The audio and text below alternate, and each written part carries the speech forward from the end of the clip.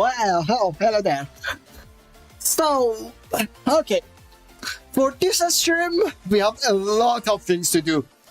I know what I promised in the last week's stream, but you never predict what you're going to learn later. So, remember, you guys, if those who have watched me build the cave and everything, you guys remember that I had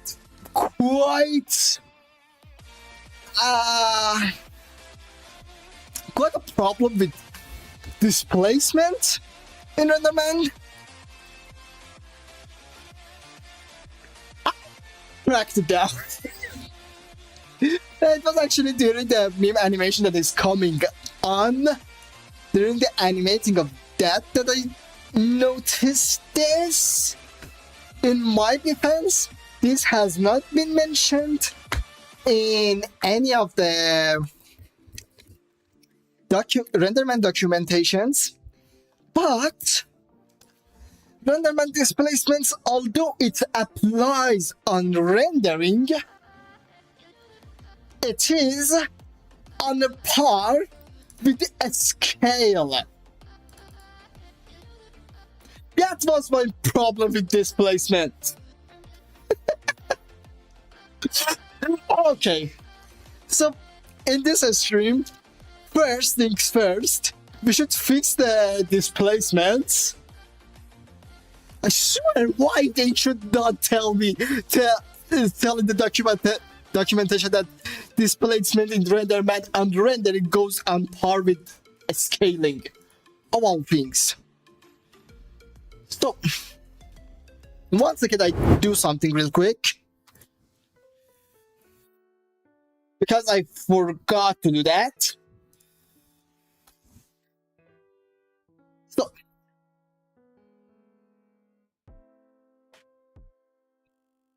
okay, yeah, let's go back. So, first, so for making displacement to have the same, a uniform scale, all I should do technically is go to modify freeze transformation. Maya counts the final scale as 0 and converts the scale of polygons to our actual scale polygons. We don't need to worry about that, right? But that's a thing that I didn't know renderman would consider. Like in 12 years of doing 3D art, I never knew that. Okay, so we do the same thing here as well, right? Deleting history. It means I should do the whole displacement scaling all over again. This derives from AA Ocean shader of the renderman. So I should do something else with this. But with this, render a selected object, this and our dome light, right,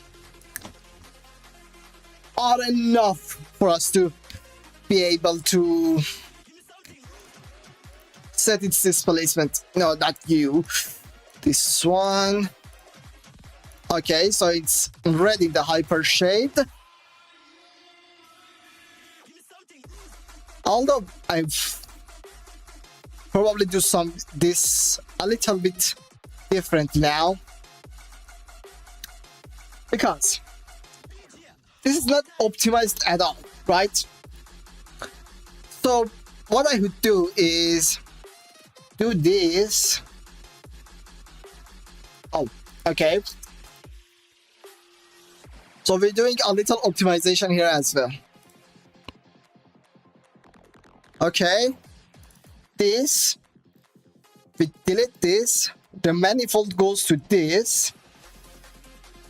This is a bit more optimized. It's not completely, but Yeah, a bit more tight. Renderman needs to compute one less node. Okay. So we get this. Where the hell is our displacement? Seriously, the displacement is not here? So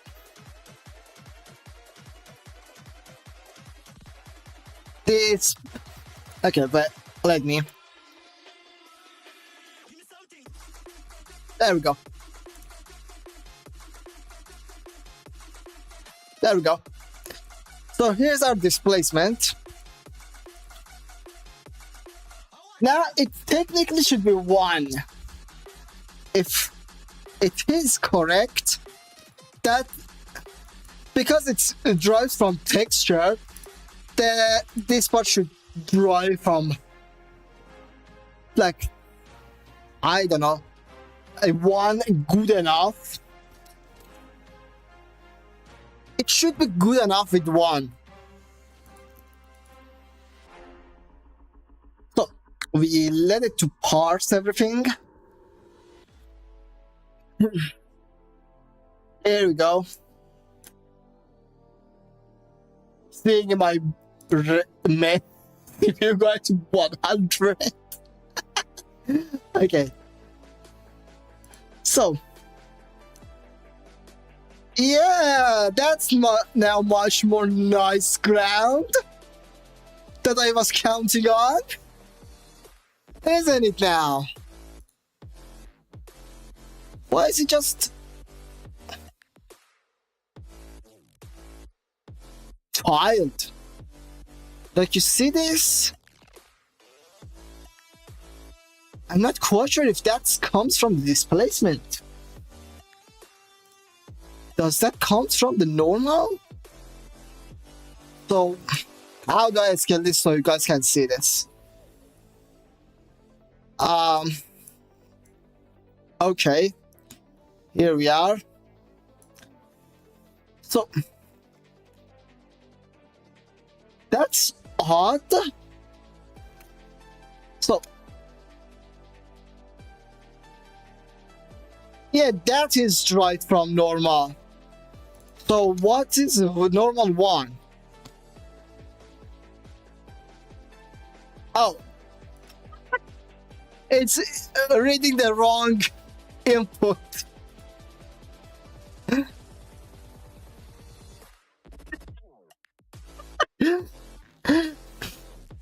Okay, now we're talking.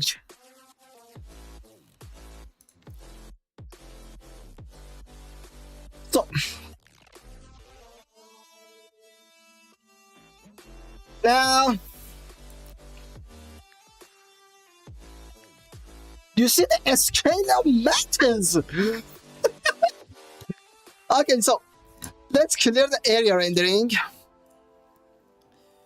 Let's zoom in to see if something needs to be changed here. So, just this part. Okay. I think the normal is a little too much, but this place is enough. So, maybe half or something. Let's go with the amount that we had before. Oh, no, definitely not this one. Definitely not this one. So, we don't want this amount. We don't want this amount as well, because this is just nothing is showing. Everything is dark. That is number one thing that I hate about normals, though. Oh, I remember that has surface normal mix and everything. So usually surface normal mix better to be half, right? But that's not the only thing we want here, right? So because the surface normal mix mixes the normals of the display, like blends between the normals of the displays and the normal map that we're giving it here, right? This part causes it to have much more accurate results combined with displacement. If displacement is not there, it's just cause it to be more flat. But that's a nice thing to add. And as you can see, it's much more realistic, but it's not the thing that I wanted.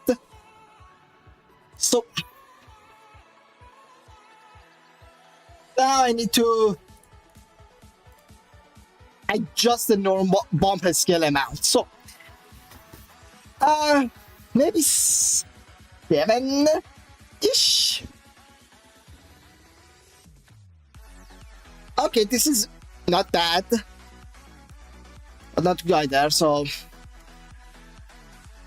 let's go with half. Half is this is my problem. This one is showing like metal. It means that normal is not getting applied enough, so it shows like metal, right? So 600. That looks like mud, which is what I'm looking for.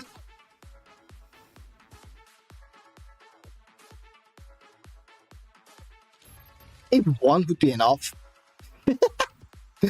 My urge to put it on one is so much. So let's zoom even more to see what are being darkened. So now if I make it 0, yeah, this is some grass here, some bumps here, right?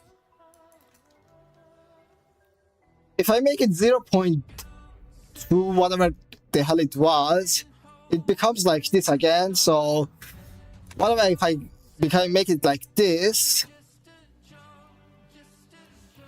yeah. Yeah, it's outlining those, but not giving them depth enough. So let's go half.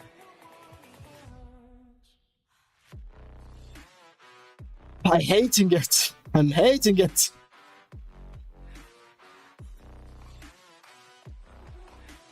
Yeah, handling normals in renderman wasn't always the best.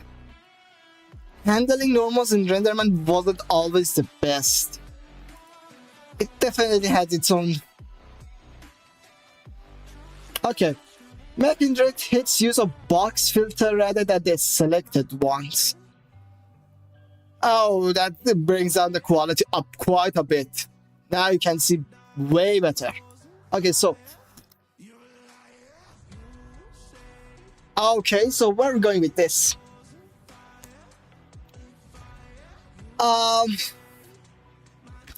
If I go bring it 0, I mean it's more accurate to mod, but it's too dark. I don't like that darkness. So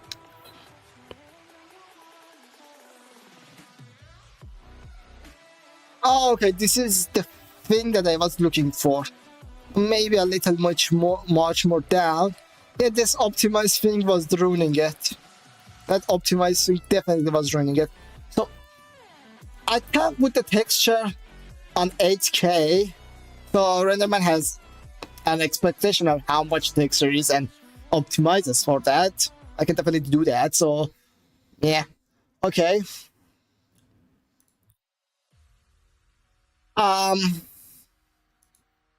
Yeah.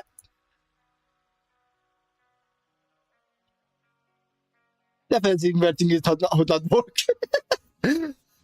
So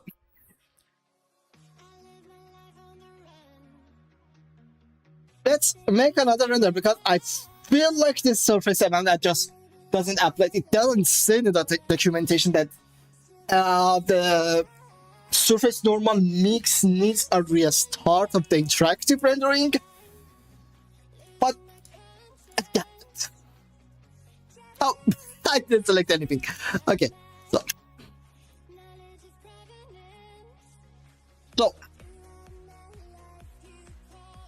now we're waiting for it to start rendering. Oh, my CPU is on 100. Okay. So, at any moment now, actually that's better for our objects because our objects now has better scaling towards displacement. Okay, this is good. I like it. Okay, so okay, so we get to this thing. Okay, so plus dome. Render it here. So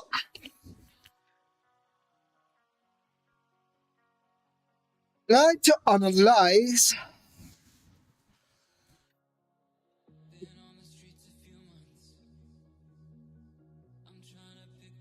Now,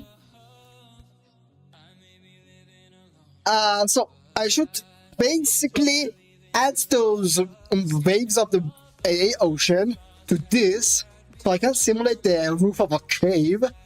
It's going, I'm going to have much more easier time with it.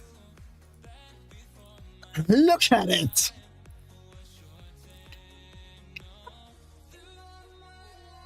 Okay, so now I don't need to like play with this play with like normal of this, but I definitely need to play with this place of it because it just sounds like a curved roof. So now there it is. So oh, sorry, that was error from OBS. So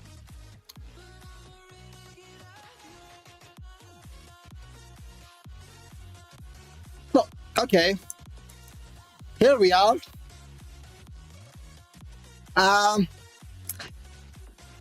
Airy Ocean is really doing a good job, but now our displacement is just bring it down. So first, let's make it to go towards 1, right? It needs to calculate a whole bunch. Okay. Now some things are visible here, but not that much. So what you're going to do is that we have a scale of 150. I probably should do apply that here. So now we should basically play with this gate until it produces. Yeah.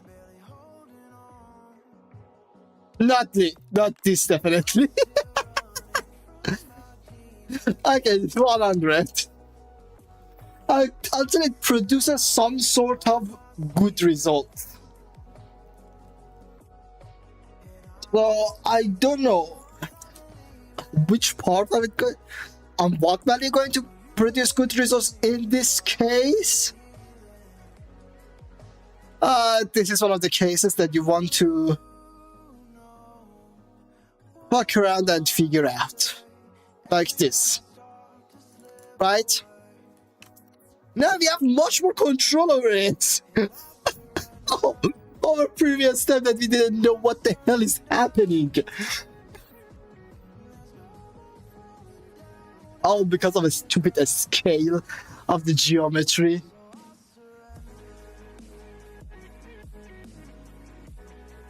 Okay.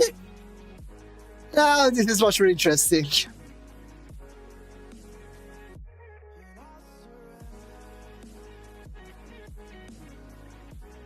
Okay.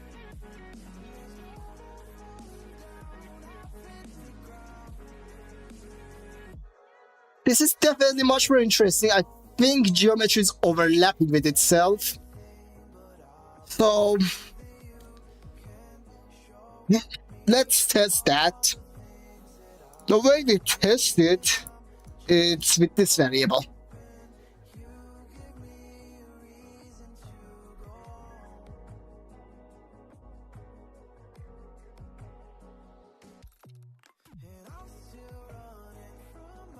Interesting, the inside of it is black, the outside of it is black. What am I looking at to be exact? Oh, so should I switch him? I think I need to switch normals. Okay. So let's do this. So mesh tool, it would be somewhere here, reverse. I think normals are now being applied on the inside. So delete by type for faster processing and everything. This and this. Render.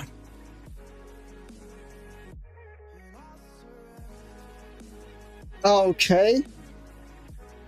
So we basically just wait for it.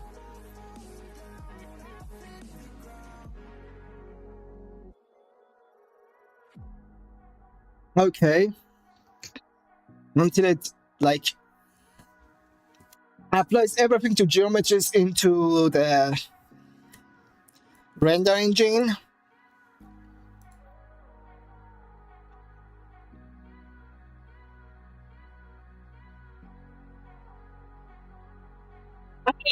Okay.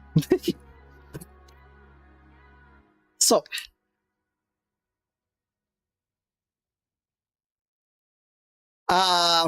what am I doing here? So this definitely would be the opening of it. So we want to see the inside of it.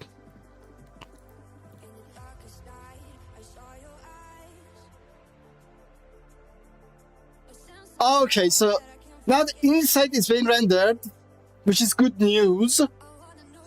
And also the render is much more optimized because it doesn't need to normalize the outside of the geometry. It's just normalized inside of the geometry. So less render time, better life. So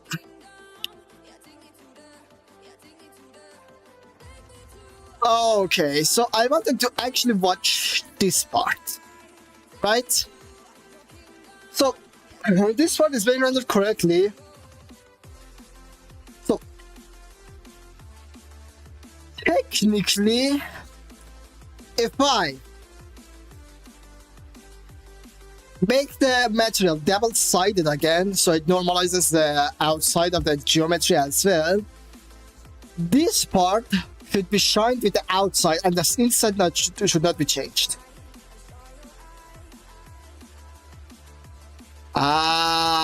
This is what I was worrying about.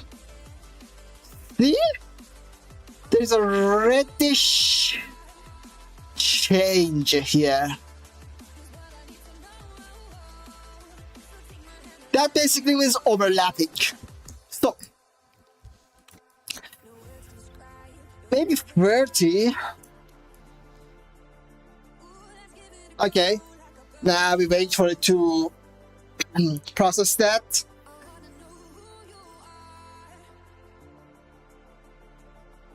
Because that's basically means overlapping, because it's basically double, you know,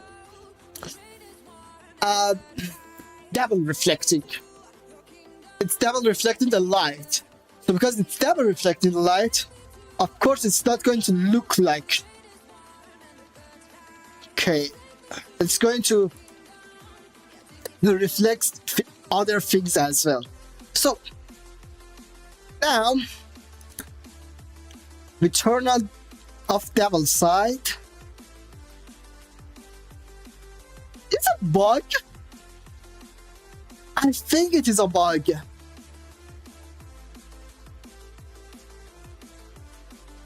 doesn't seem like naturally occurring.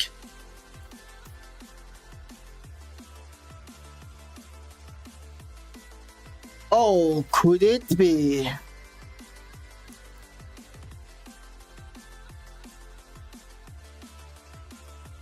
No. These parts. Okay. It is not that. The 50 was okay, actually, it's not overlapping. The reddish part is a glitch from renderman part. You see,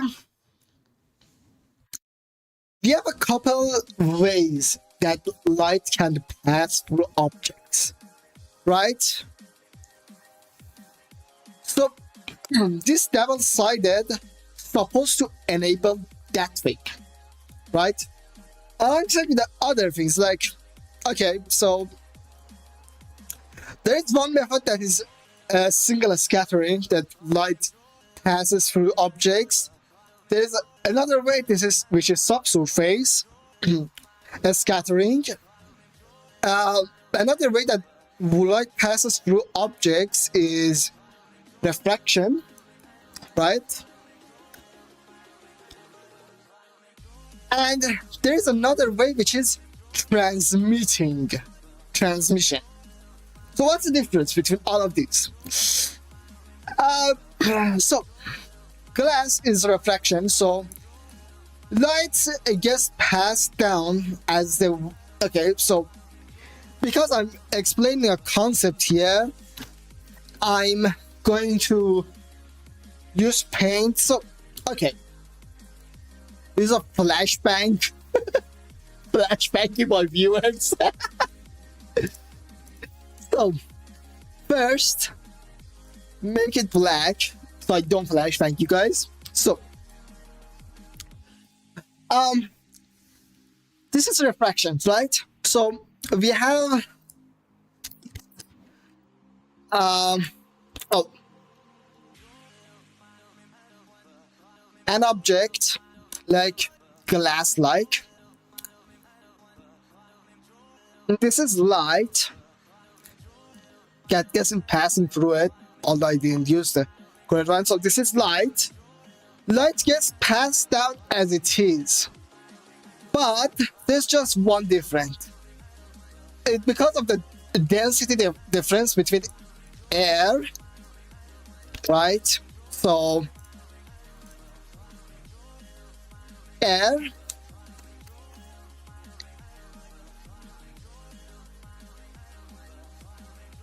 and glass, for example, because glass is pretty common one that it gets refracted to. Water is another one.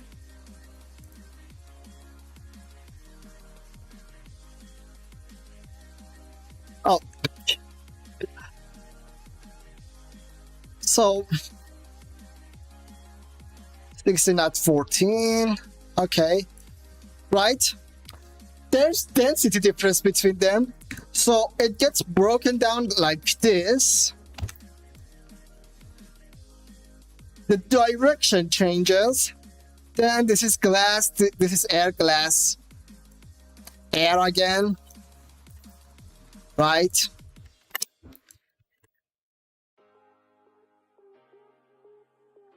And it gets broken down again. That's why, and our eyes continue the path like this, and the object is here. Here, the light reflected from the object through the glass, right? But our eye continue the ray like this, and so, well, the object is here, which is not. It's here. So that's refraction. That light passes through the other materials, right? Another method that light gets passed down is single scatter. Single scatter is actually very optimized version of subsurface scattering.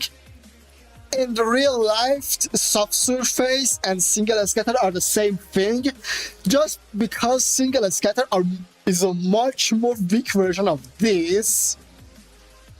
So they made it available in render engine, so you can, if it was good enough with single scatter, you go with single scatter. So I will say what's the difference here. So subsurface scattering mostly happens on a skin, right? So let's imagine that this is a skin.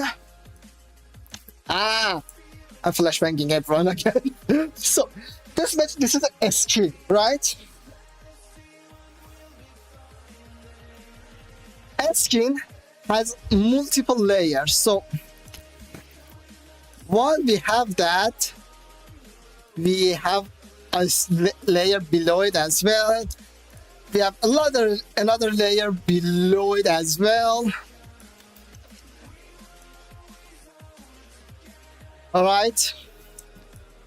We have another layer below it as well. So I'm going to basically describe transmission and subsurface scattering the same way, because subsurface scattering is basically a strong version of transmit scattering. So what is transmit scattering? Imagine this is a not colored glass, I don't know, a red plastic, you might call it, right? So light gets called, white light goes into it, right? White light goes into it, but most of our eyes are actually seeing RGB, right? Our eyes are actually seeing RGB. So R here, right? So green here, and okay, and a blue here.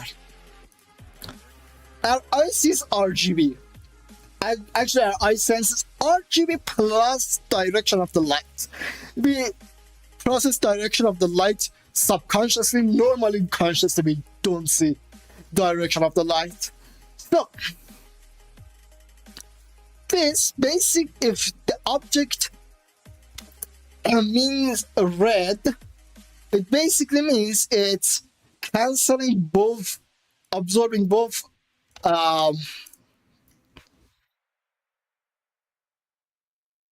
green and blue lights. Only red gets reflected. Well, it's nothing perfect. It's not reflecting red perfectly, but mostly it's like this. So what happens is that either it's bright enough that gets passed as a brighter shade of the red, because it's the part, it's with the colors that couldn't absorb, or it gets reflected back as red. Maybe I'll read that. I don't know how okay. Maybe a little darker shade of the red for comparison, right? So this is how transmission works, right? But how is subsurface scattering? So again, our skin has multiple layers. So one goes like imagine this is white ray, right? It goes like this. Into the next layer, it goes by a little more red shade, because more parts of it have been absorbed, right? Then the same thing happens again. So it go again, it makes it a little bit more red because more light rays get absorbed and accept red. There is a scientific reason why red is here like this. Then, but these parts, what I didn't say, okay, let's put that part to it because it's going to confuse guys. Let's get these basics right. So, a little bit red goes towards the next part, right? Now it's at an angle that it absorbs some of it, right? Some of it gets absorbed into our flesh. But again, the reflection of it, a little red, goes here. Again, it gets refracted, transmitted. Transmission is basically a form of refraction. So it gets here. Then I'm not taking the degree scientifically, but intuitively this is how it goes, right? It's the same thing that happens in the mirage as well. But mirage happens with reflection, not like layers. That has its own story. So now when it gets to air, it's almost red. Goes back. So this is the intake of the light. Alright? This is the outtake of the light. Oh, if I can. Right? So light goes here, boom, boom, boom, boom, boom, boom. But the one thing that I didn't say, every time light does this, a part of it gets absorbed into our flesh. Right? Then goes out. This is subsurface scattering. The difference between subsurface scattering and singular scattering is the amount of layers and the thickness. So the thickness is, if it's thin enough, it gets scattered, light gets scattered like this, like about uniform, right? So because it's uniform, you don't need to like calculate this every time. You just do it for one ray and just apply it into the whole part of the scheme, right? But singular scattering rarely gets used. Most of them are transmission, subsurface scattering, or refraction. So, what's the deal with here? So, now you know that this transmission again, supposed to control how much light is passing it. And I'm using diffuse color as the back color, right?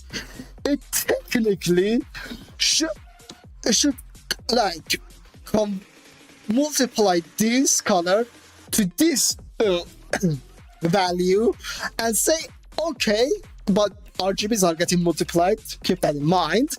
So it should multiply the RGBs to this and say, okay, here is the like transmitted value. So if I say like, here's half, this is the transmitted light. If I say, okay, the gain is 1, like almost all light is getting passed, it shows me this, right? But reality is counting all light rays when it's using double-sided as transmit gain. It calculates all the transmit colors. It does just does an additional calculation that multiplies the amount of RGBs of the color to the gain.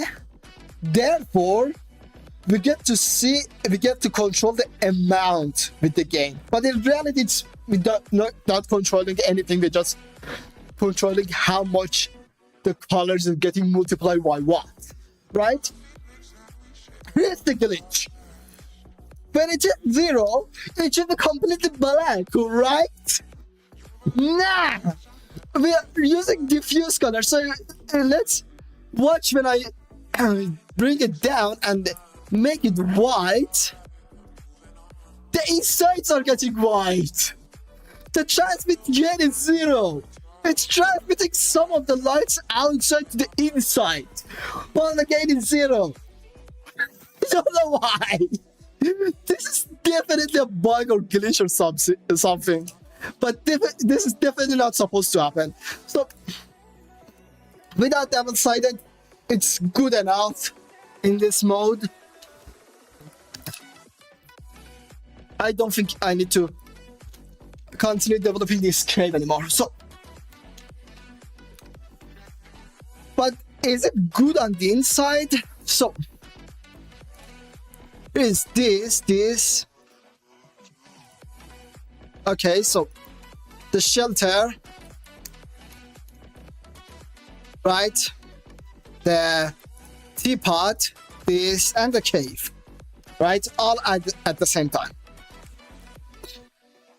Without lighting and everything, it's not supposed to be perfect, but yeah, we want to see how the displacement have been applied.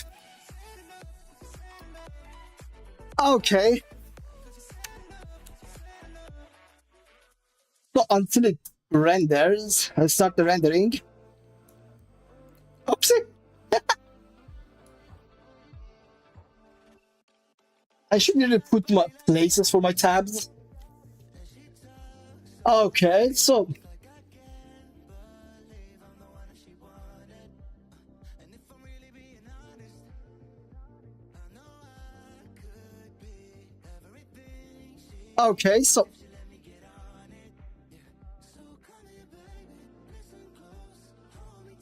now we wait for it until it start the rendering.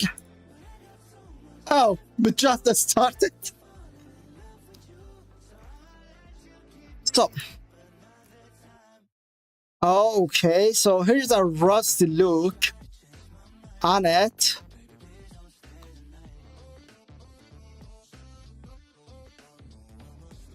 There is a ground. Okay.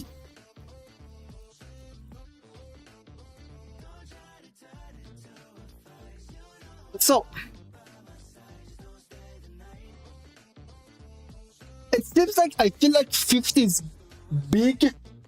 50 is just a big amount because of the environments we are dealing with.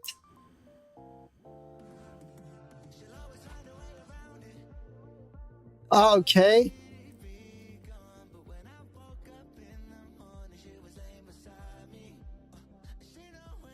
Yeah.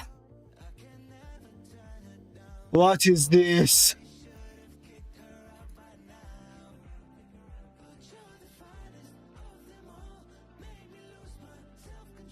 Okay. And so, are these attached to the roof?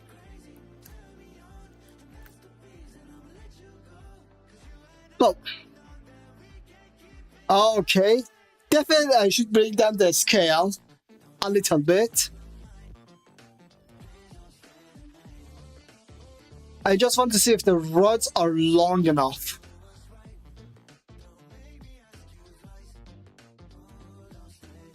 Oh my god, I didn't consider this when I was putting them as glass. The rods inside are getting rendered.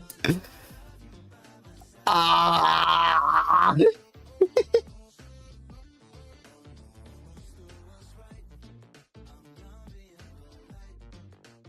So, okay. Let's see what we get.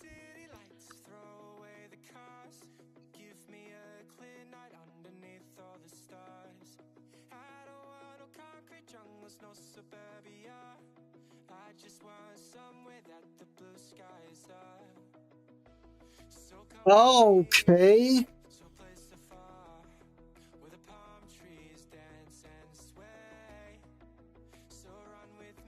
So let me just analyze one thing.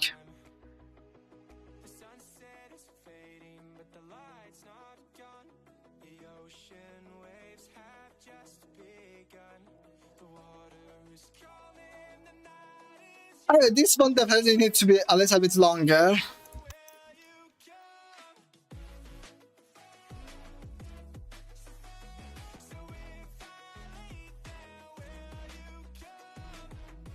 So I need to make the rods pixel perfect, but I later on will do that, not right now. So okay.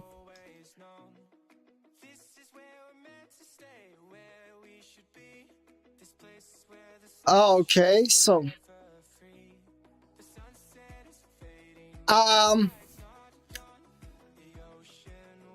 another thing that I want to deal with is that the values are just too much. It was going down to this, right? So now we can take the render selected objects off.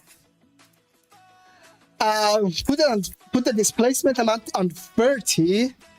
Not 30. 30 is too much. 40. Okay. So now start rendering it. Hopefully this time displacement is correct. I never imagined that I would get in trouble in this part of the like joining the challenge because of displacement and scale. But man, the more you know, the better, right? So now that I learned to wait for it until it starts surrendering and stops consuming my freaking CPU. It's rendering, it's always consumes CPU in some other way, some form or another. But actually,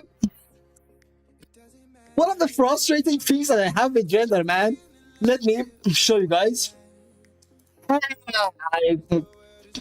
ruined everything. So let me show you guys this, right? Oh, it started rendering. So if I go into the renderman website, they are working on a technology that is really cool, but I don't know why they shipped it in this state, and it's frustrating. Okay, so renderman. Okay, so XPU. They're working on XPU. So what the hell is XPU? They call the main render engine that they use for rendering most of the things in renderman, they basically their algorithm RIS. So again, experimenting majors replace RIS. So it's a new algorithm, rendering algorithm that they are developing to replace RIS. Okay. So what's the deal here, right? I'm not going to like read all of this documentation for you guys. Basically, if I can see that description here, I want to show you guys the description inside the documentation. So,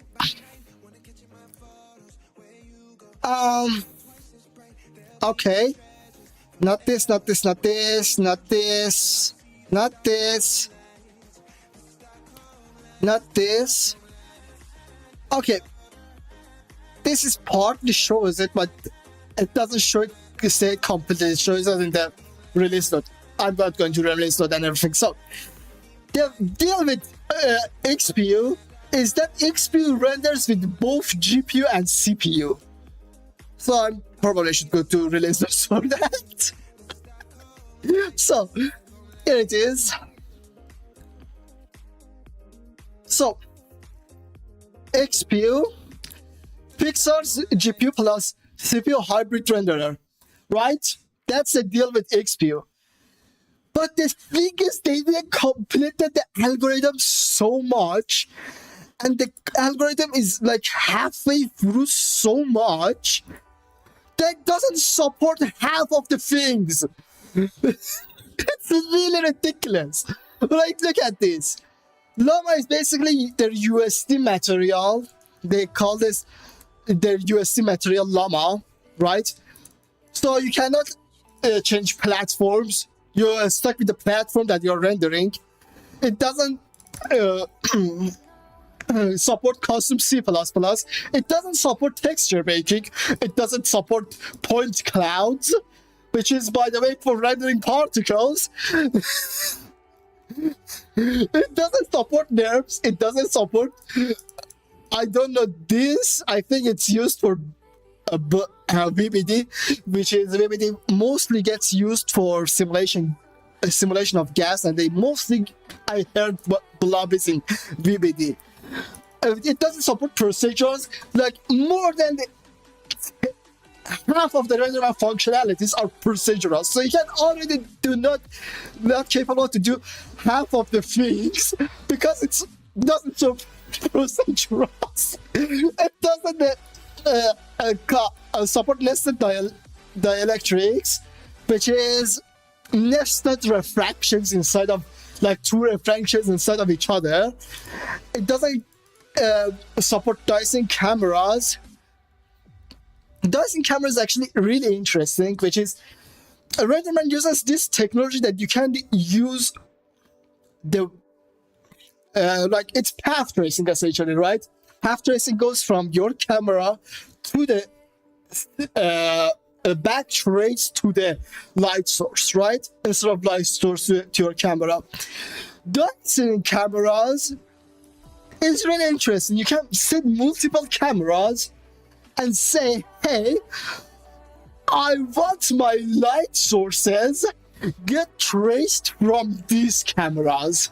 So what happens is that it does multiple path tracing from multiple cameras to the light source, then trace those back. This is mostly famous for their VCM algorithm, which is a bidirectional path tracing algorithm. So it back traces them from the light source to the main camera to get a really ridiculous, accurate, realistic result. I don't need, most of the people not using it except the Pixar and Disney guys, but hey, it's not supported here. The mesh lights, which all render engines supports, Xperia doesn't support. It doesn't support manifold, which is their, like, evolution VCM algorithm, which they called it Pixar Unified. So path tracer, Xperia supports. Unified, it doesn't support. And I think they forgot VCM because VCM is still existing. Freaking renderman. Like, here it is. VCM still exists in renderman. I don't know why that's the case. So Unified is not support VCM. I guess they don't care about it anymore. Post-processing. XP does support processing, but doesn't support display filters. Display filters, again, there's like 1/4 of your rendering, which is basically Pixar guys call passes, which, okay, here's your diffuse pass, here's your subsurface scattering pass, here's your refraction pass, here's your, like, reflection pass. They call all of that as display filters, so it doesn't support display filters. Great. Pipeline. It doesn't support deep output for later, like, editing, because there's something, a format called deep EXR, which you can define how much depth is in a 3D picture per pixel in that format, right? So you do a 3D render with pixar, then you get a deep pixar output, right? Where was I? Okay, you get a deep pixar output, then you can adjust very cool things in editing, like, and you say, okay, this is in this step, then I'm doing this edit, and this is in this step. You can adjust post-process, depth of fog, and so many things. Holdouts, which is like a line around the objects, and that's not holdout only. Renderman has this thing that you can define an object as a holdout. It means that it doesn't get rendered on the viewport for optimization reasons, but it gets rendered inside the freaking picture, right? So that's what holdout they mean, basically. Checkpointing. No render engine except renderman has checkpointing. I didn't saw any render engine that has checkpointing. What the hell is checkpointing either way, right? So a renderman can recognize how many samples it have been rendered by looking at the rendered picture, right? So if you want to, like, for example, go like do 200, like, I don't know, 86 samples, and you do 143 samples, that's half of it, right? So it can save those information inside your picture, so whenever your electricity goes out, your rendering gets stopped for whatever reason, it stopped rendering at that time, or it just forcefully got stopped, you can continue from that point, because it can count how many samples it has and towards how many samples it needs to progress, which is really cool feature. And XP doesn't support it. Projection. They have their own cameras that you can attach to, like, cameras that you're using, so you can manipulate more, get more advanced lens manipulation, right? It does support perspective, which is usual perspective. It goes for orthographic, usual camera, light prop, panini, and omnidirectional stereo. Light prop is, actually, I want to show you guys this. Okay, so if I go to cameras, because these are really cool effects. So here is panini, right? That doesn't support, right? So it renders reasonable MF with wide range of view. So it basically acts like your wide lens, your phone wide lens. Like, you see that in the modern phones, you go through the picture option, there is a wide picture option. Panini is basically that mode, right? Simulation of that mode. So it doesn't support panini, light prop, light prop is not here, I guess. Yeah, it's not here. So omnidirectional stereo is basically watching in a insect eye, right? Is simulating how an insect eye works. Or maybe a fish eye, that works as well. Light probe is actually watching from a light source, which is interesting. It's basically most of the time used for panoramas, like getting panorama effects, but this is really interesting effects. Main shutter direction, sweep, circle of confusion, textures not yet supported in XPO, even in their own main projection camera. Can you feel my frustration here?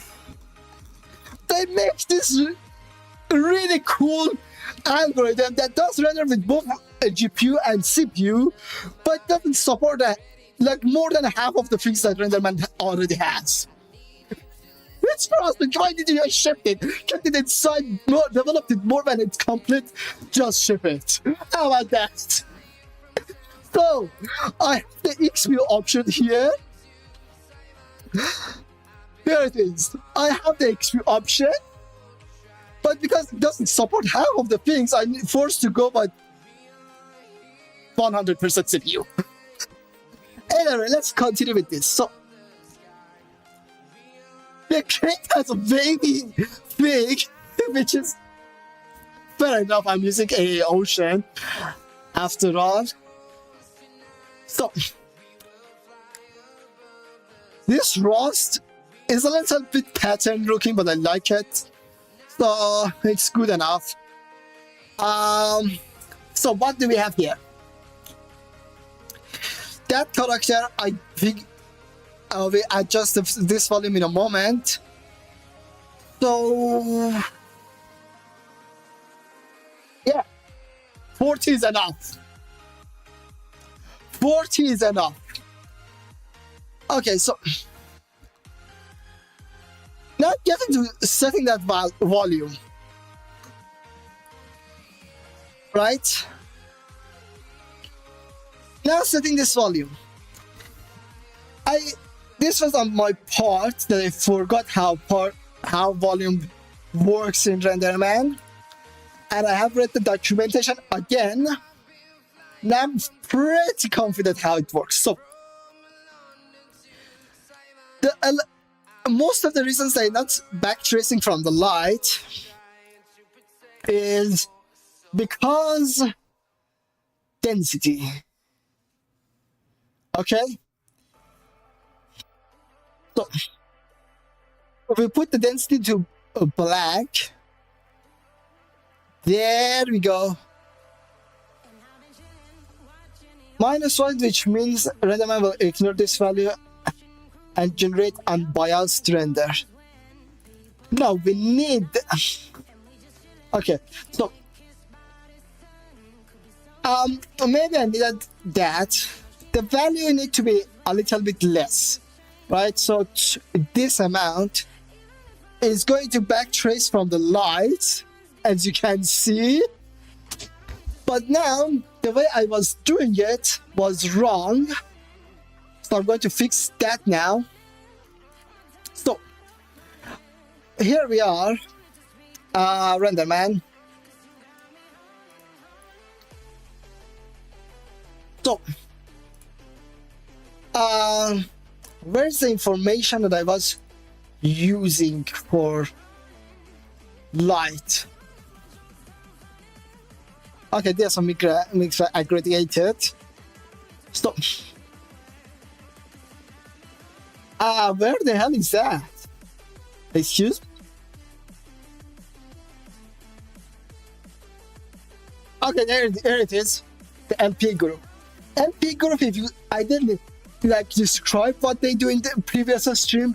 LP group is basically renderman does this thing that groups different lights as different like yeah, light rays is better.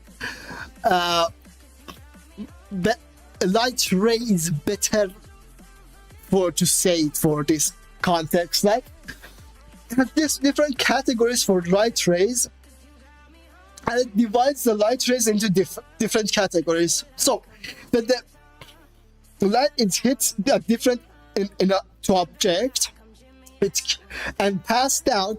That reflection counts as a different category than that.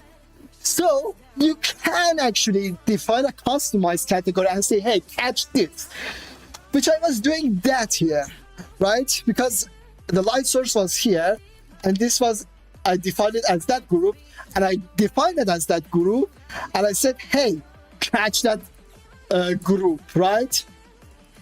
Here it is. But I didn't need to do that. And that was garbage way to do it. So, what is more correct way to do it? there is something called light linking. Right? So where the hell is our light linker? Rendering light editor hypershade. Where can I find it? Oh yeah, there it is. Light object centric. The correct way is to use this. So another way you can do that is that you can say, okay, so I have this, right? This cone right here. So I'm searching that. The amount of objects in this scene is a lot, okay?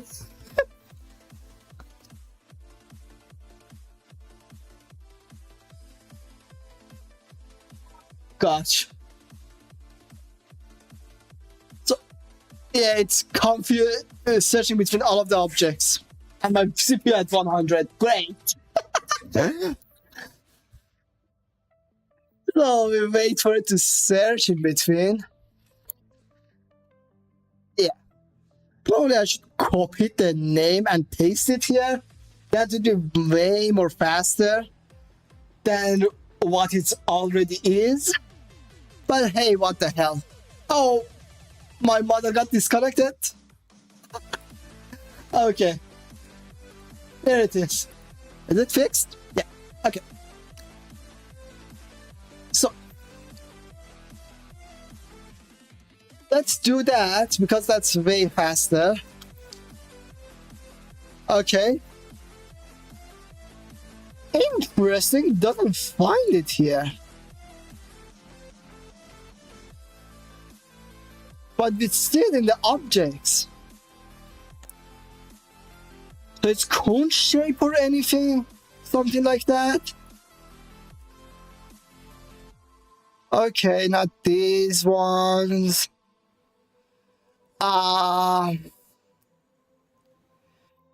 I can do it with material. That works as well. There we go. So, now, here we do the light linking, right? We want it to only get connected to that one. Like that one sphere right there. So we connect it to that. Right? So now that these two are connected, fixing another part of it is that I have set this. So I have set an emit color here. Emit color, of course, it's going to emit with itself. And because of the CPU, my mother got disconnected again. So, okay. So, because of the emit color, it actually produces some sort of color, but not as a light source. But it produces instead of the color, this whole pixels here are producing light rays, right? And they're bouncing there and here and there. Of course, it's going to get caught on in the fog, so you want it to be 0.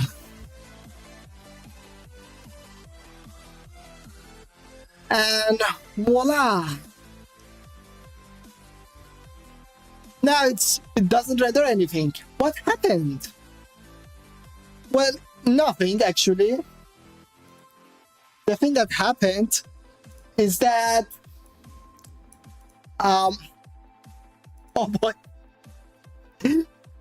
my tracker completely stopped working. So let me run the tracker software again.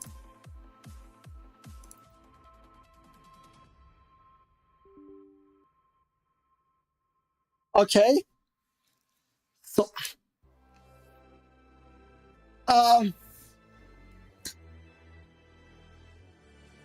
now, so what happened here? Technically, It's because it's not catching any of the light. Because it doesn't catch any of the light, it doesn't do anything as well, which is really annoying. So what we do here? We increase the light of this light source. If it likes to not freeze out, and let me change the values. Okay, thank you very much. So now, if I put like 2 in there, okay, maybe I need to bring up the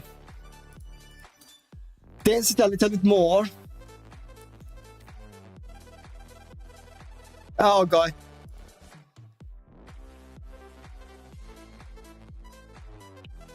I think I need to close the light linker because I did what I need to do. So, oh god, my model really don't like to cooperate today, huh? Okay, so now we bring down to like 10 times.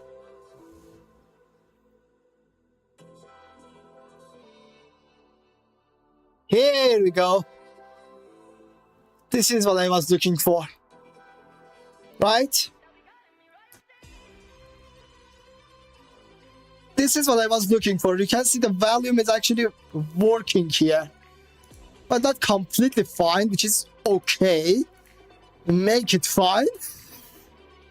Okay, so, oh gosh, my model doesn't like to work today, like at all. What the hell is wrong with you? Give me 1 minute. I will launch my model.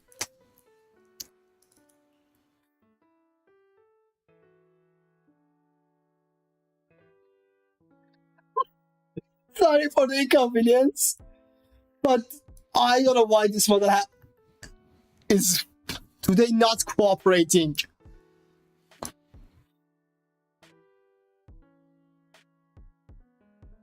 Okay, so connected, and now we're back.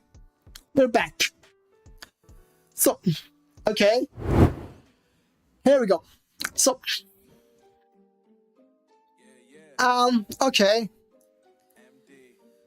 So let's do something real quick. So I get confident that my model is working at all times. So okay. So now the problem is that why is it? So let's render this part, right? So now we want to exclude how it works, right? So, oh gosh, I shouldn't have done that. That just starts the rendering and doesn't make it continuous. Okay. So,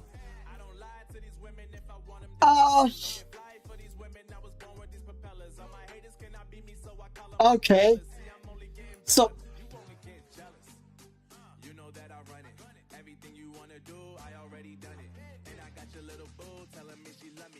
oh gosh. Okay. So, I'm basically waiting for it to do. Oh boy.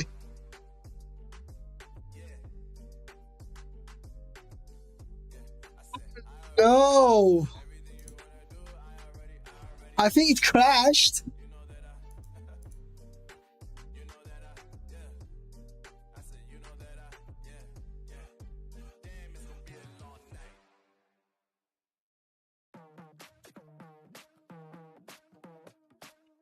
Maya is not doing anything.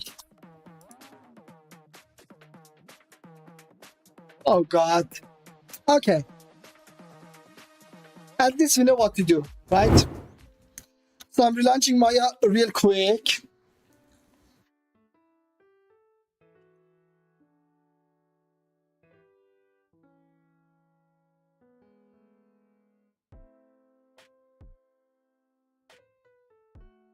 I'm relaunching Maya real quick because this is not supposed how to go how it goes.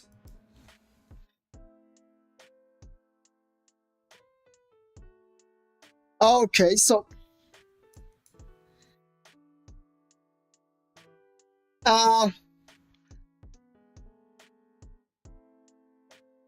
okay. Lesson learned. Don't like link on the stream. Lesson actually learned. Don't like freaking link on a rendering, not on a stream. Because that causes a whole bunch of complications.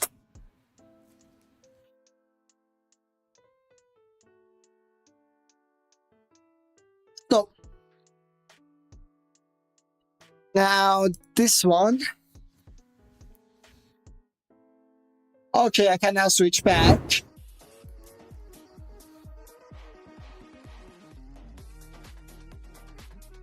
Okay. It's loading.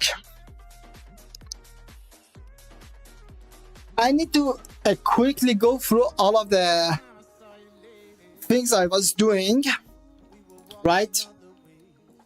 To make everything correct. So, this,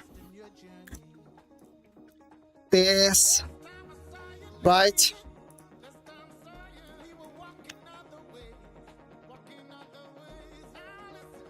Okay, at that. Where's the normal?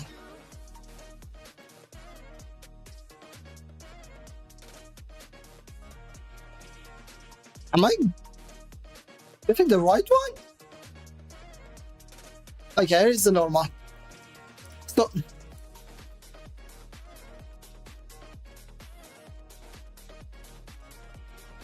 okay. So, now we paste it here. Delete this. Put this on manifold. Okay. Don't optimize it. At the 0.5. 0.6. Displacement 1. Right? This. Modify, freeze transformation, edit, delete history, this, modify, freeze transformation.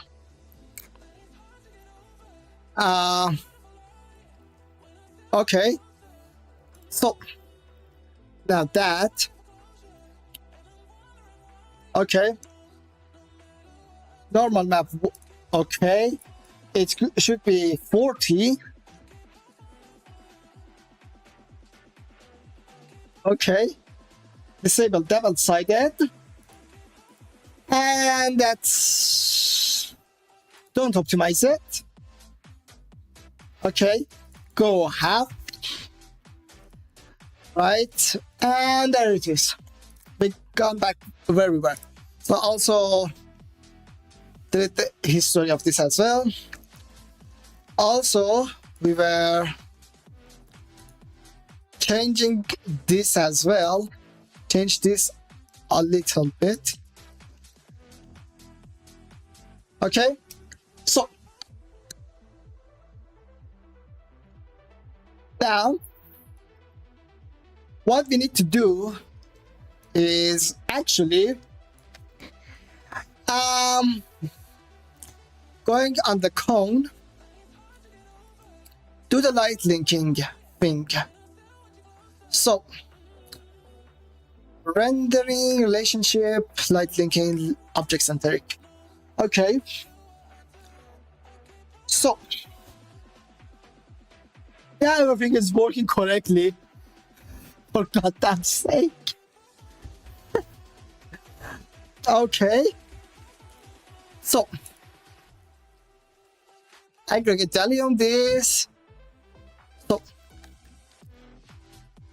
this source, a sphere light 1. Lightning carrying a pen in my ass. Okay, so everyone except this. So, close them. Close it. Going here. Right. Going to the multi-scattering, make this black. This is actually correct. So, LP group, actually. We should delete the LP group here. Right. Then this. Going to the advanced. Okay, so you go 2, maybe a 4, right? Then here we go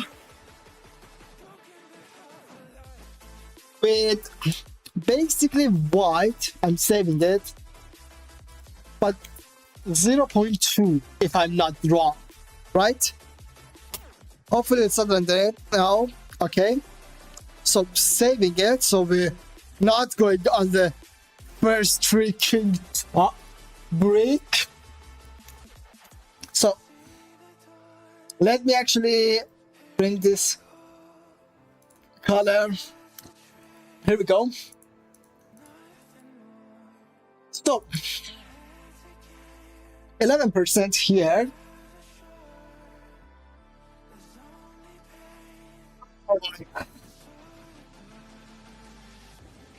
Okay, so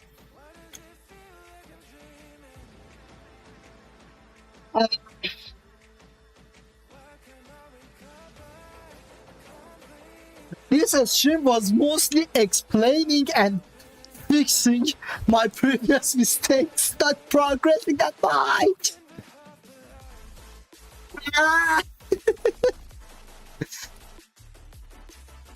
I wanted to make way more progress than this in this stream, but no, it's more than third part of this stream time have passed, and here the fuck I am. Okay, so we are waiting for this to save.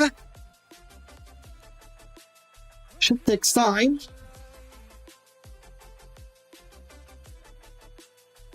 Okay.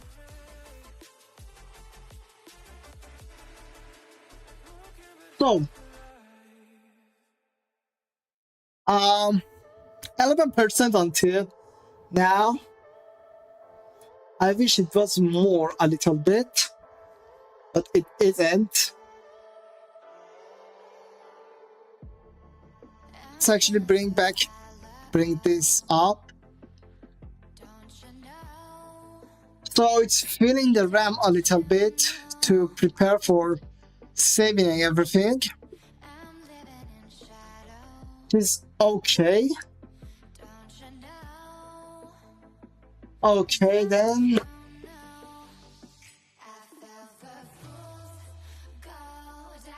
About 100%, damn it. And go forward more than 11%. At this amount.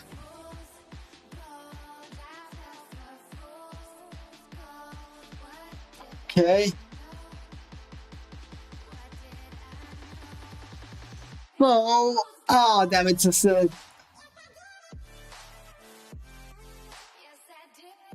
okay. We need to do a lot, and I think we have like only 1 month.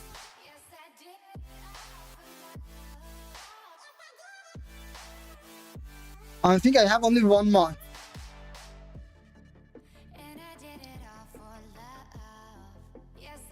Okay.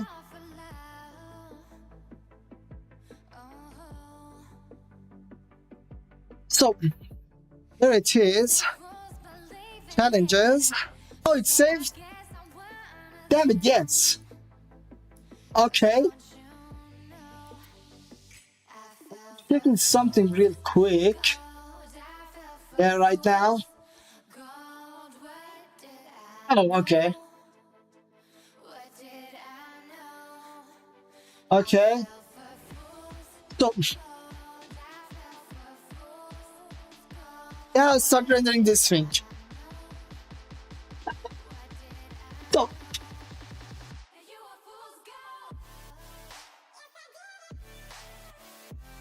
I hope it works correctly. Now. Okay. So.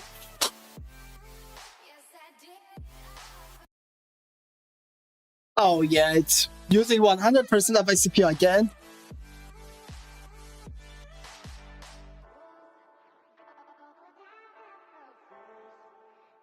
Okay. So, I'm bringing that color thingy there again.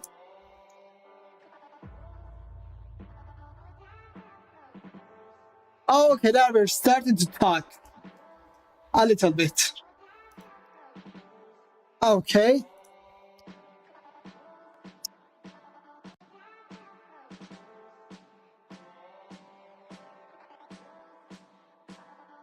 So,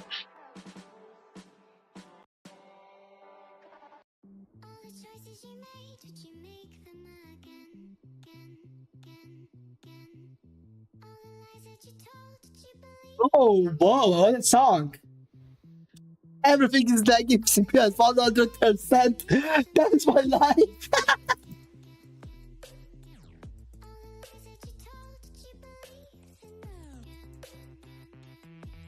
Okay.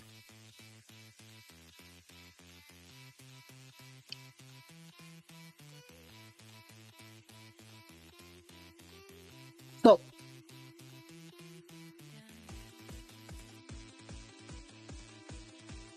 so now we are going towards a really cool thing. If my CPU is not at 100% constantly.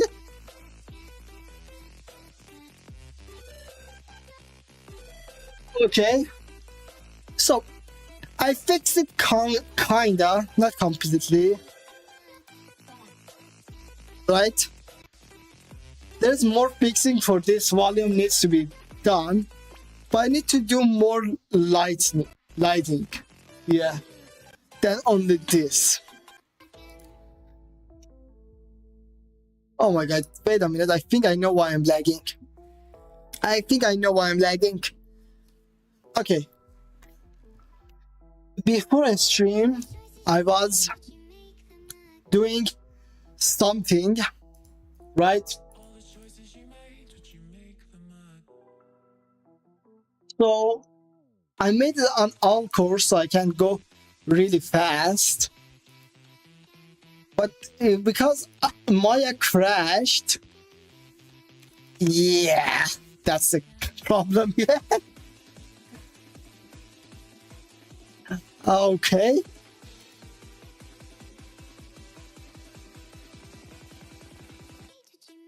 Okay, we're back. So there we go. So now we need more lightning here. So I'm going to put this in a good really position. Right? So what light source we need at the moment? That's basically my question. I want to complete the lighting.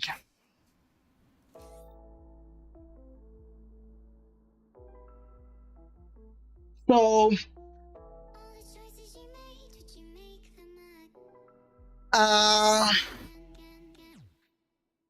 Come on, load.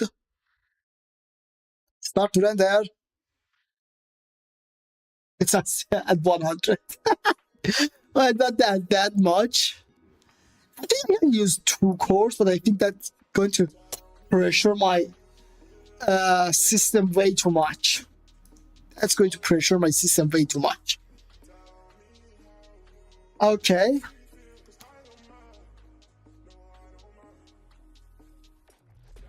Can you please? Thank you very much. So,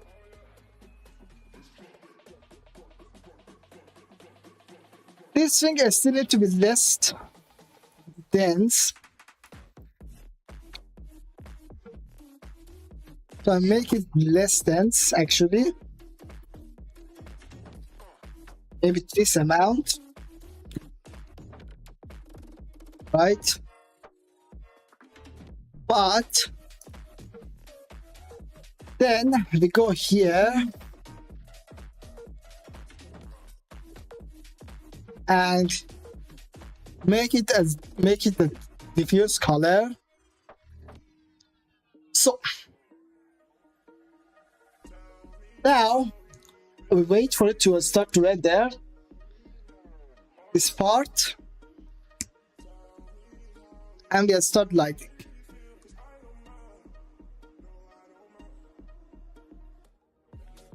Okay,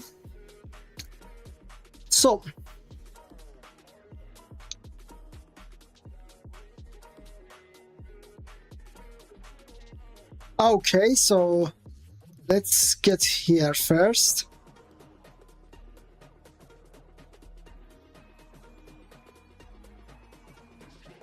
Is the effect that I wanted a little bit, a bit better, not that much.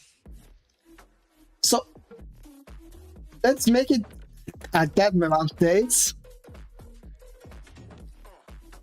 Okay, so 0 would be actually nothing. We don't want that, right? So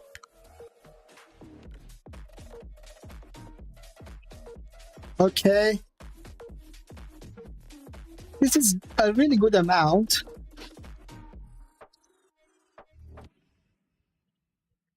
Okay, now we're starting to talk. So don't do that.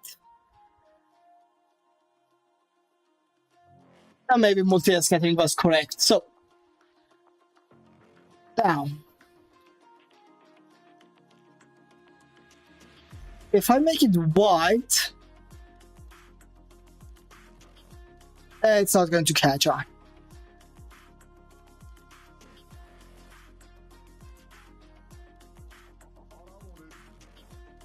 Okay. So there it is.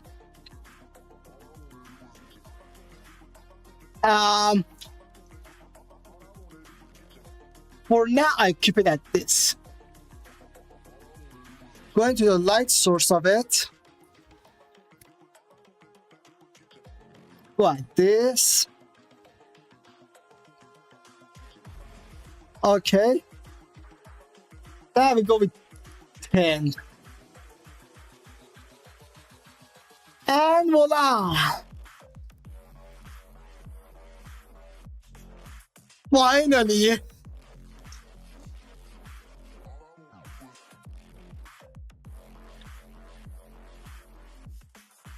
Finally, we got that effect.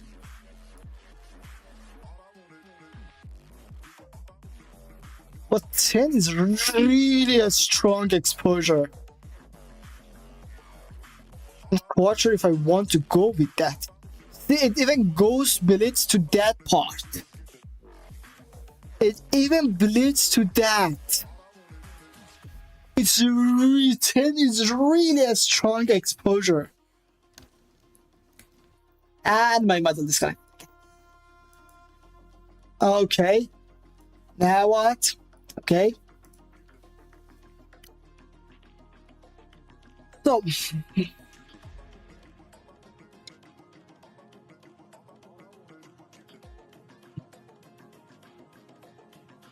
Um, I probably want to do something with this object later on. But for now. Okay. For now. Lighting. So we got a little bit back here. We got a little bit that.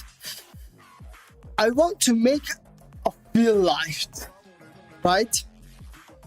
So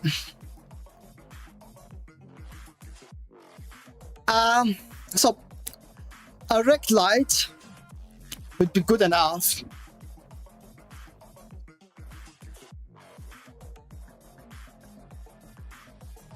I probably going to need like some sort of apply some sort of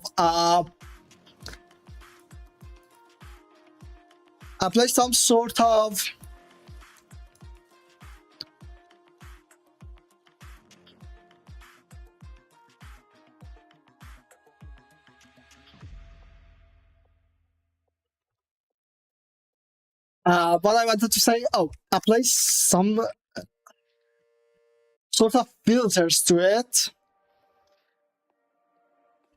But this would be really good fill light.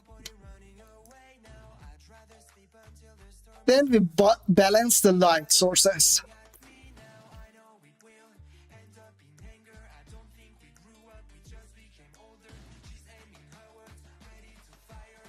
Okay. So now, okay.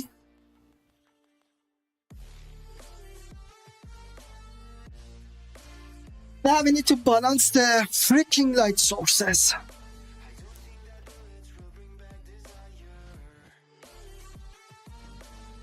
Goddamn sake. Can my model be a state for 1 second? Okay.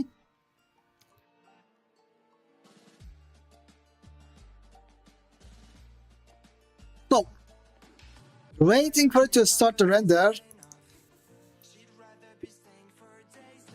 There is one more light here.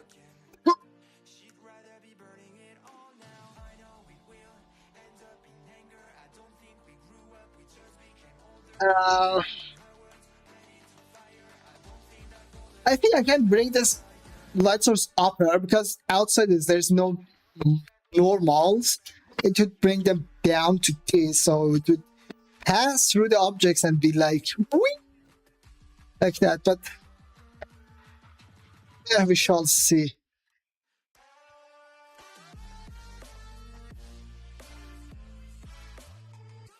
So here it is, but it's now more like key light than fill light. So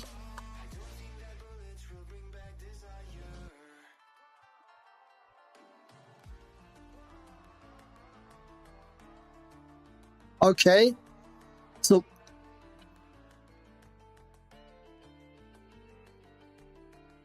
bring this up.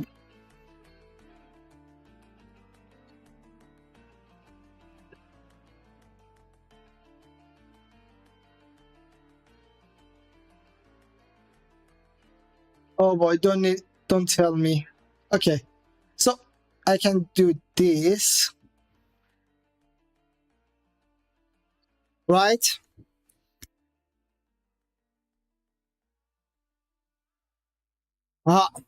Okay. That's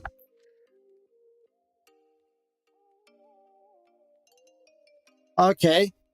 So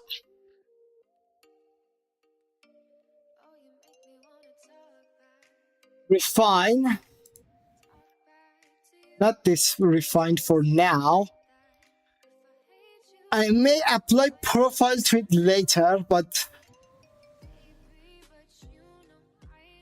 okay. Shadow.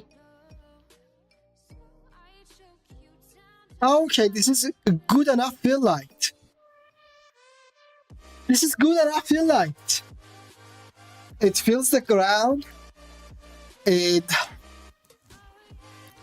makes everything looks correct. I just don't wish that it was like this in here, but meh. Okay, so so what we should do here now? Okay, so we got the fill light, we got all the lighting and everything. Oh yeah, let's bring that back.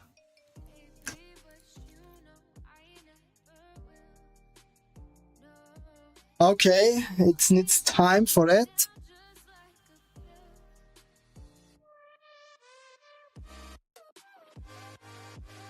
So it would be something like this, right?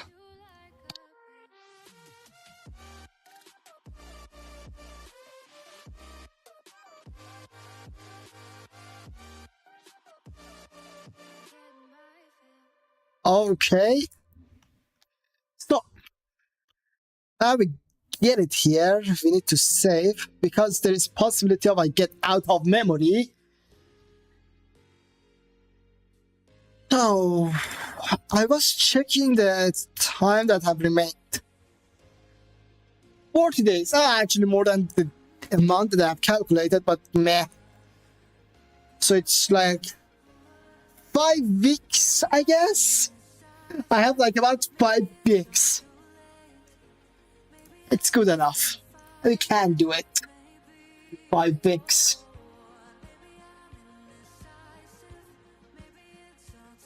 Okay.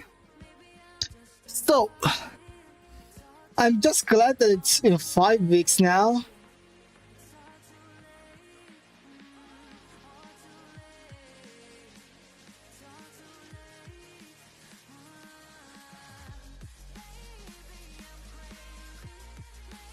Okay. So 11% still in saving. Oh boy, I need another way.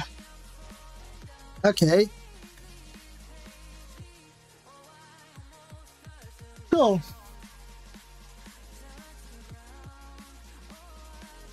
oh, it's on 11% still. Come on, go forward.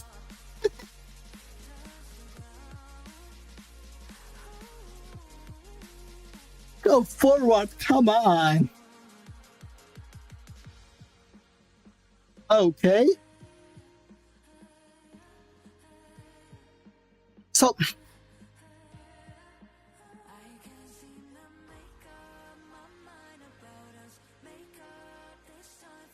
okay.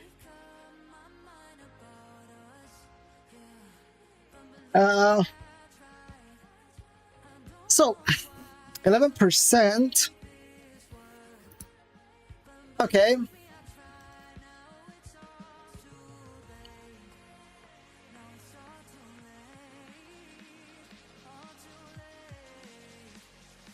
I need to research for a couple of things as well in it, but the most amount is correct. You know what I can do? I'm not right now.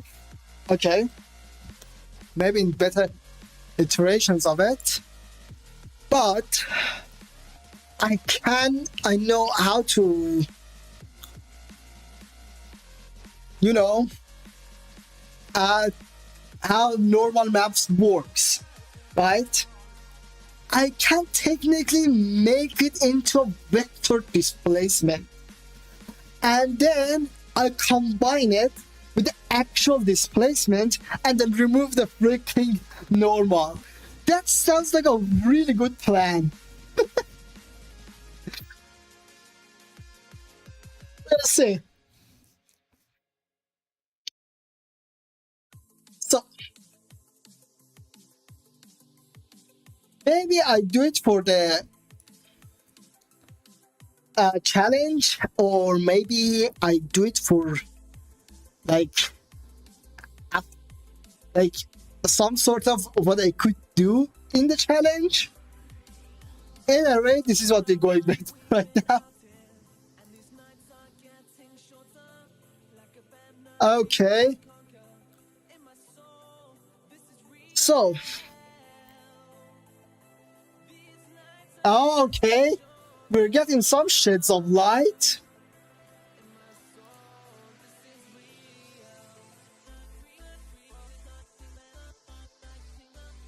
There we go.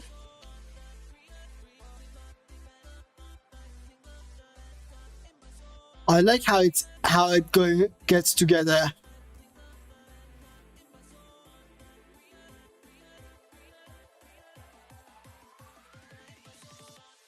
Okay. Okay.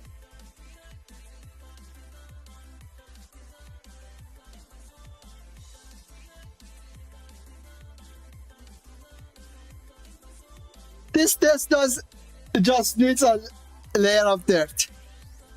So main problems have been fixed as far as I'm concerned, right? The only tough problem is that put the assets there. I have like 15 minutes time.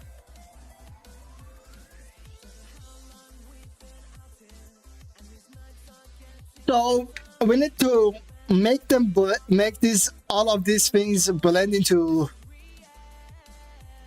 the environment that we built.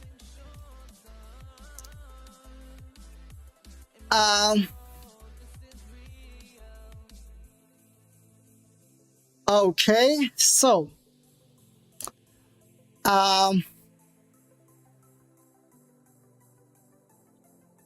and this sounds about right.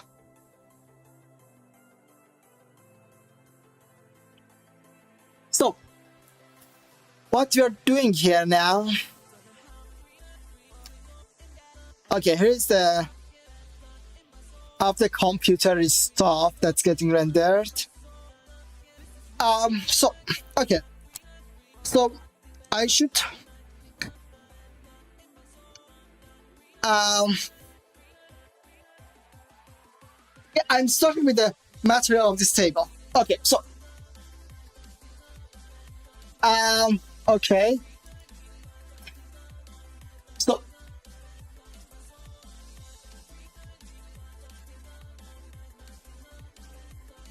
oh gosh, my mother broke again.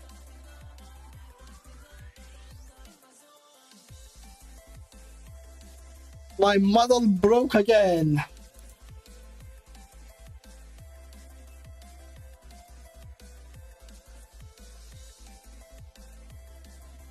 Okay.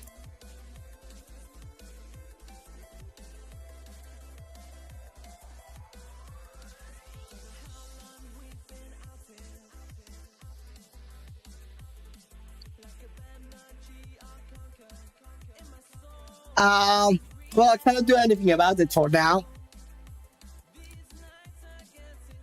So, okay.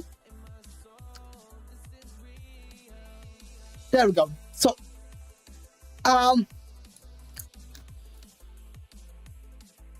the table, huh?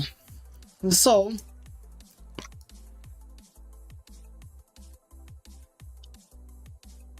we bring this table to Hypershade.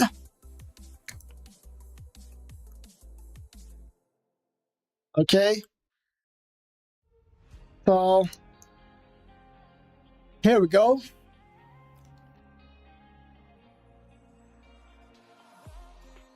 Okay. So,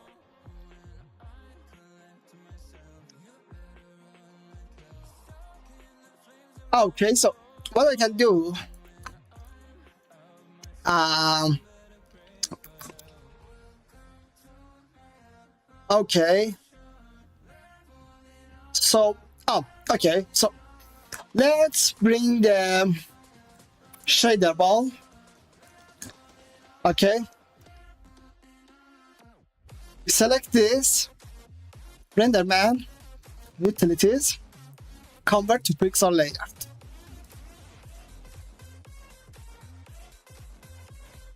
There we go.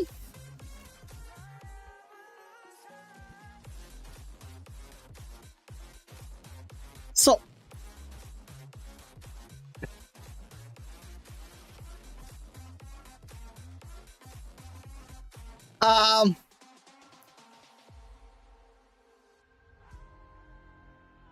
pixar surface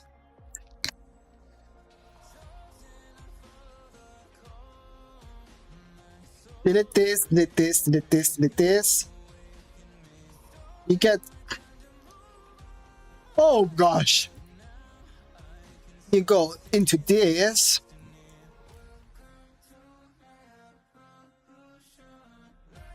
Okay. So now we excluded this, and here we go.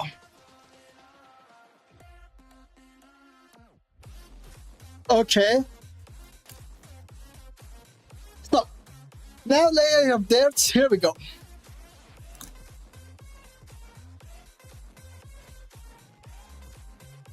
So here we go, this one.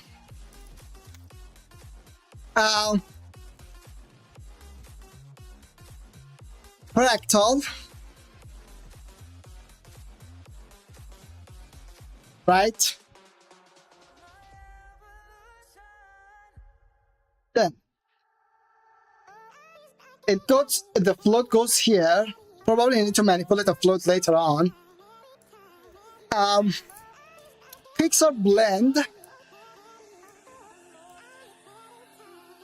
Right.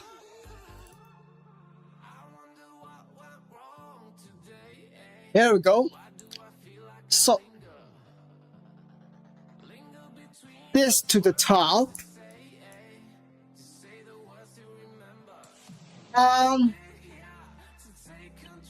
Actually, dirty wooden table. Okay, so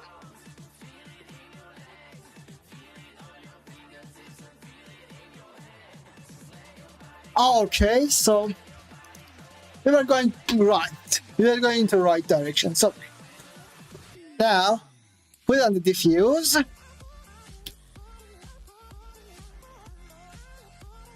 And now render it.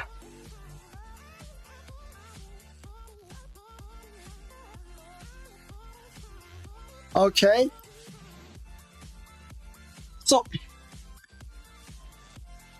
now technically it should bring a more rightness for everything.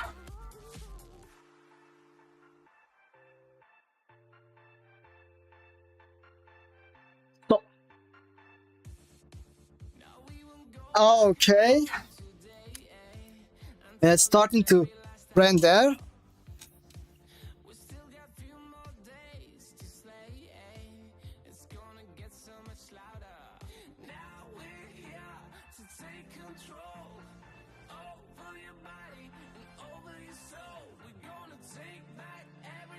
Oh, we're going to stop rendering.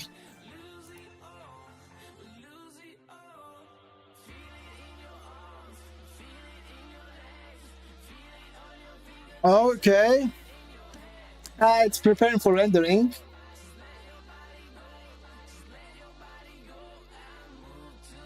Come on, damn it, let's start. Oh my damn it, this song really slaps. This song's really slaps. Okay, it has started rendering. So I don't care about that part. Render this part.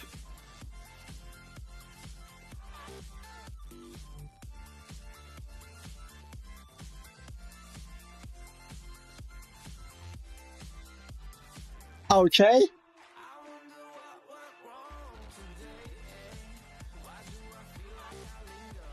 It looks too much.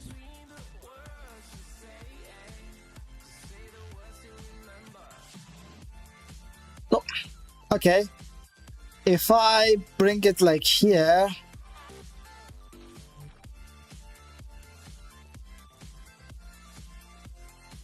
Okay.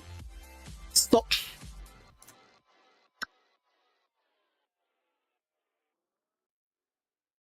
Maybe I need to talk it down.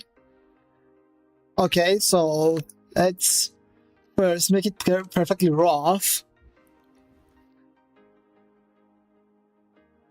There we go. So,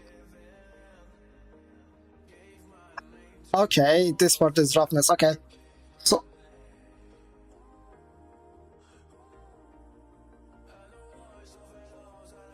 this doesn't match.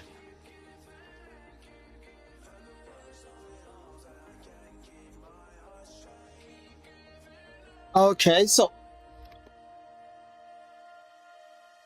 maybe make it black.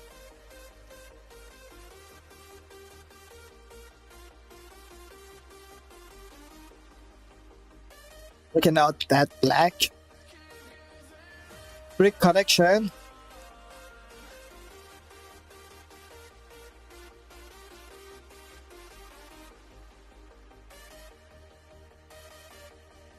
Wait a minute, what is going on? This should be towards the mask, isn't it? Yep.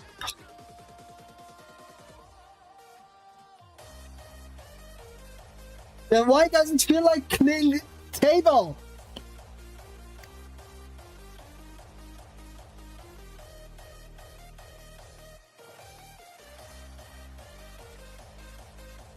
Oh gosh, okay. So RGB to this one. Okay. Layers 10. Make it like this amount.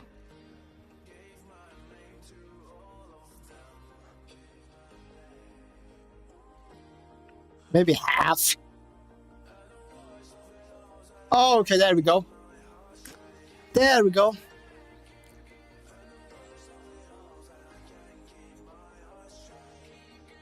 It still doesn't feel like this table is in this environment.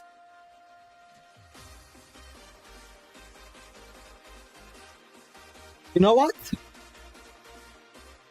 Okay. Let's do something. First, increase the frequency to 10. Maybe too much frequency. 2.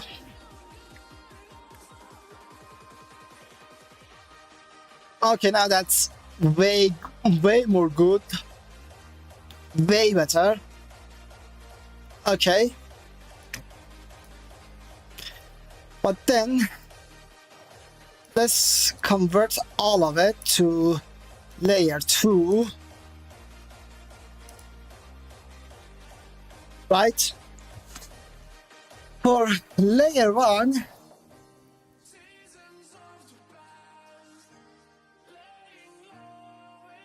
we make another like round of layers.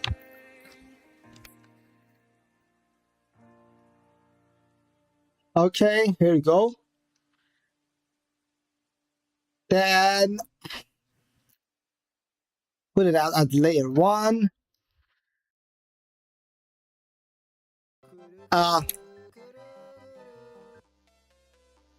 Thanks for the follow. Thanks for the follow. I didn't see the name. But give him a moment. Thanks for the follow, Roeton. Let me know if I'm reading it right. Rora Autumn. Is it right? Okay, so what the hell I was doing here? Oh, white table. Yep. Thank you for the follow. Thank you. So, what am I doing here? Oh yeah. So, this layer here. Then we bring another pixar fractal.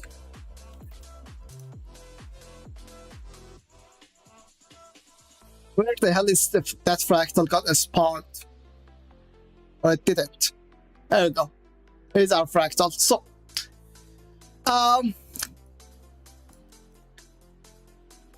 now drive this to that. Okay. Layer 1 mask. Right. So now, what's the goal of this layer first? Then to make it a little bit more black. Actually.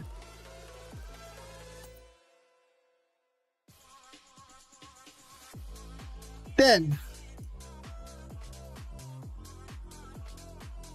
for whatever reason, the second layer is not getting applied to it. Okay, so for now, 10 layers of fractal, frequency 2, variation 1, right? That would change it quite a bit.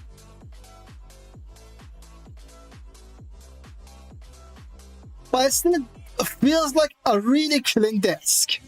And a dirty one. So, for that, we're doing this.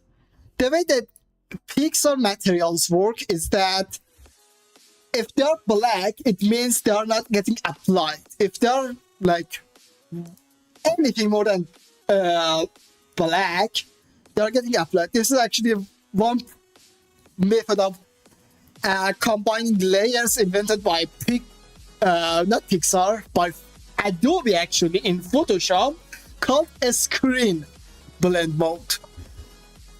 Unfortunately, renderman didn't put anything to change the okay, I want more than this amount, and I don't want that amount of what I was saying. I don't want a screen blend mode. I want something else blend mode. But we can play with our options because this is basically a layered material, right? So let's first, okay, then, okay, erosion gets way too much in the second layer.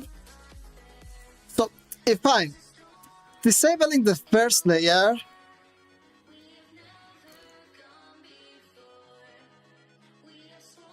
yeah, the first layer is making it a little bit more black.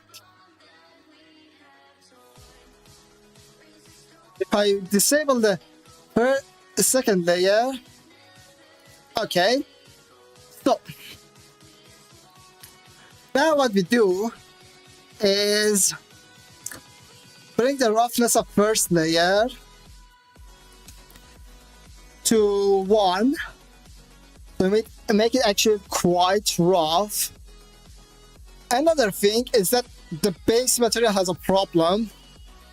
Is that the specular is too much.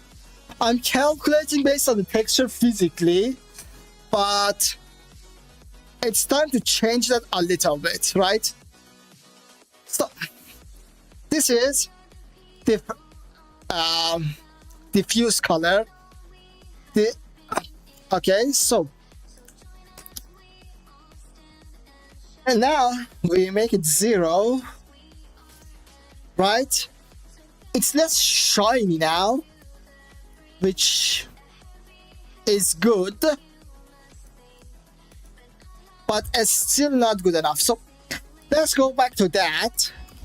I have another plan. So like any other layered material, we have gain for the specular. So we actually bring down the whole specular system down, right? So now this is this, maybe 2, something like that. Now this is way less shiny. But this is the right amount for this wood in this environment, right? So now we go back to our layer 2 that whitens everything. Whitenify. Bring the defeat gain 1 complete 1. It is starting to look like a worn out wood, little by little. So okay,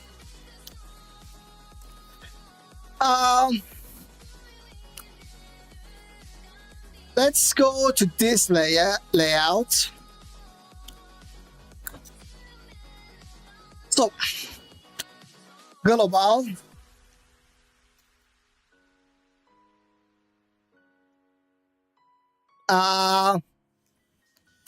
shadow bomb terminator, everything seems to be all right. It's much more realistic to the environment, but I feel like it needs to be even more, because this is a worn out environment, right? I got another idea. So another fractal, we put it on frequency 2, variation 2, right? So layers 10. So what I'm going to do is that I add a layer of dirt on top of it. It's multiple fractals to be added. So okay, enable layer 3. Like some sort of mod, I mean, from the layer of dirt. So another pixar layer.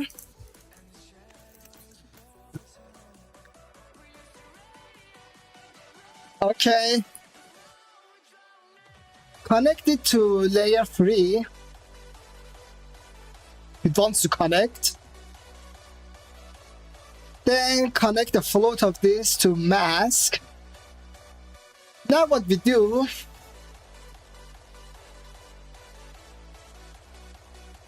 actually this is matching to the environment.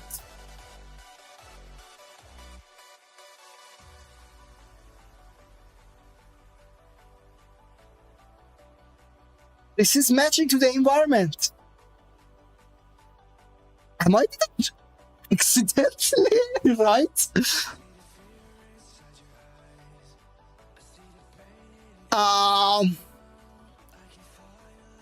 Okay. So, but it just lacks one final touch. So, if that's the case, bring this, bring fractal. Okay. Not layer mixer. Layer. And attach it to the layer 4. This is my first time ever in 12 years of being a 3D artist that I'm feeding all of these layers out. But a challenge from Pixar. What do you expect? It's supposed to be tough. So now, what you do is that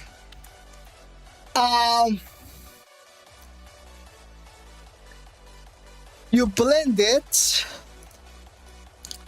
right? Put the blend mode of this fractal to multiply it with a brownish. Let me bring it here so you guys can see. Okay, with a brownish color, so it can represent some sort of mod. Okay, so then connecting this to this diffuse color,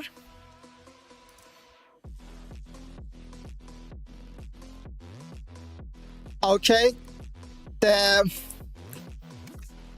this is supposed to be 10, frequency 2, variation 3, erosion 2.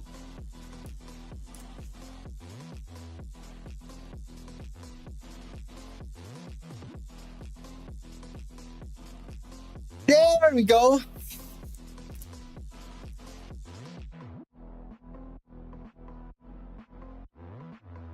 So it has the dirtiness, the whiteness of grown out, and the black and some brownness of mud.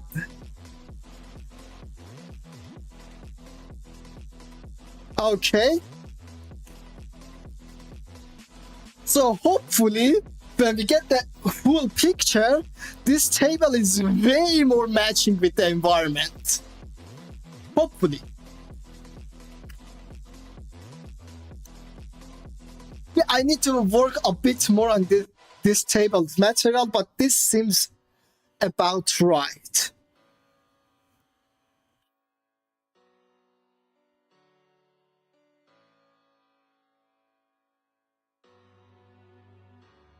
Oh, actually, it came out way better than I thought. It came out way better than I thought. Okay, so there is a denoiser that they have added it.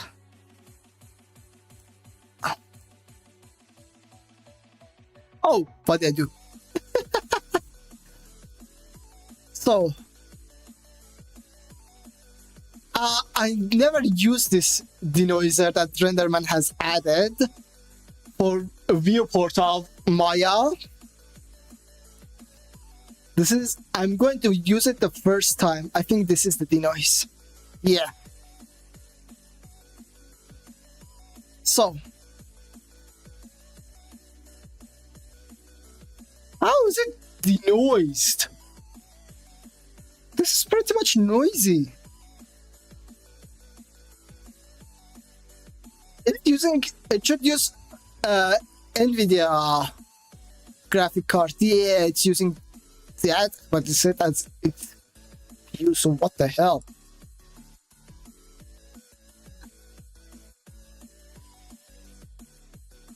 Okay, now it's starting to denoising. So it starts from the second sample. Okay, whatever.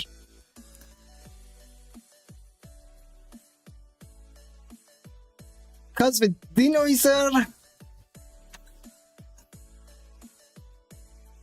denoiser, it's much more faster to see what the hell are we getting into.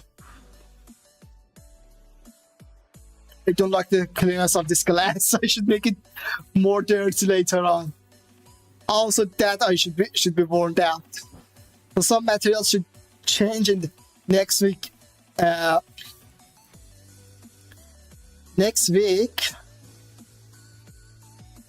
But this sounds about okay, actually, from how it works.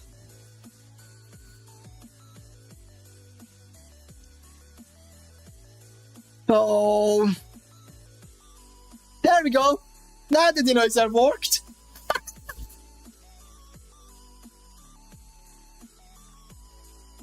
So there we go. Now the dinosaur worked. Okay. So you can see that this is completely AI. But this is way better than I expected. So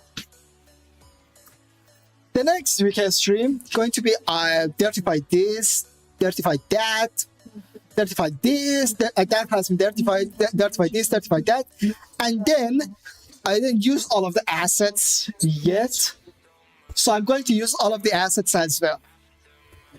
But until then, not play blast. I don't want play blast. Okay. Oh, the dinosaur really works cool. Okay, so until the next week, bye bye.